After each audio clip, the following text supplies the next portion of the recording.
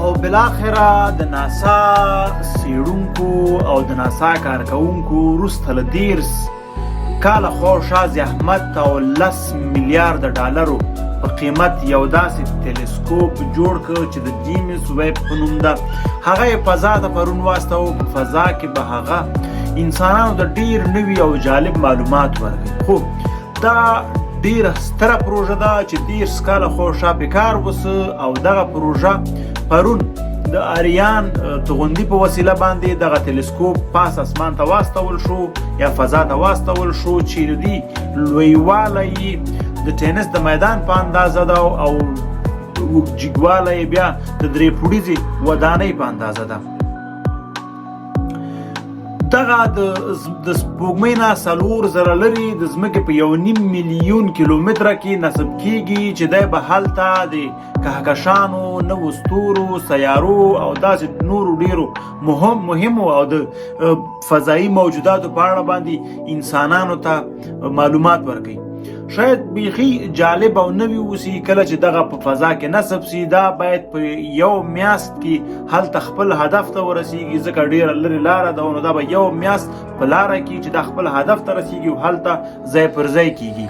خو جالبه دا ده چې دا 20 دقیقې وروسته باید په لمریزه برېښنا باندې ځان سنبال کړي او په لمریزه برېښنا باندې مخکې لاړ شي.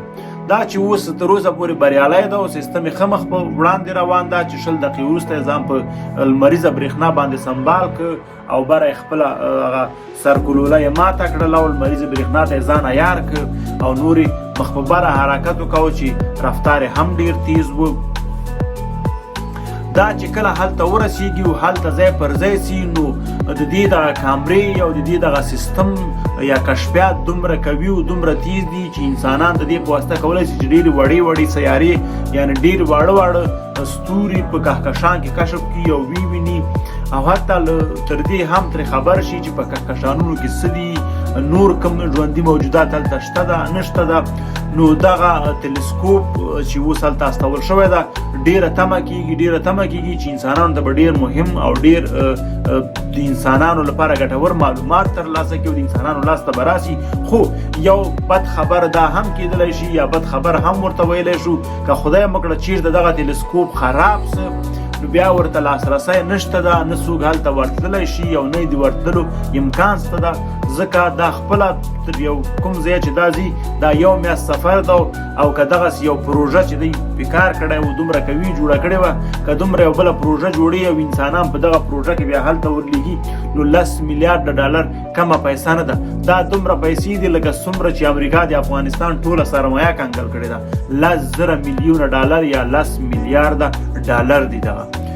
نو دغه پروژه اوس د انسانانو لپاره ډیره ګټوره ده. خدای وکړي چې دغه کامیابه پروژه وسي او په ناسا کې وکولی شي انسانان داسې یو څه د ناسا کارکوونکي وکولی شي د انسانانو لپاره داسې یو پرمختللي ځایونه یا داسې یو فضا یا کائناتو کې داسې یو ځایونه پیدا کړي، داسې یو سیارې پیدا کړي چې هلته انسانان وکولی شي ژوند وکړي تر څو د دغې نړۍ له نابودېدو مخکې انسانان له دغې نړۍ نه ووځي.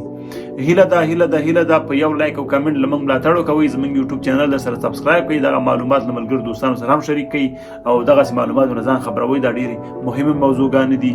نو الله مو ملګری ساتي. تر بلې ویډیو د خدای په امان.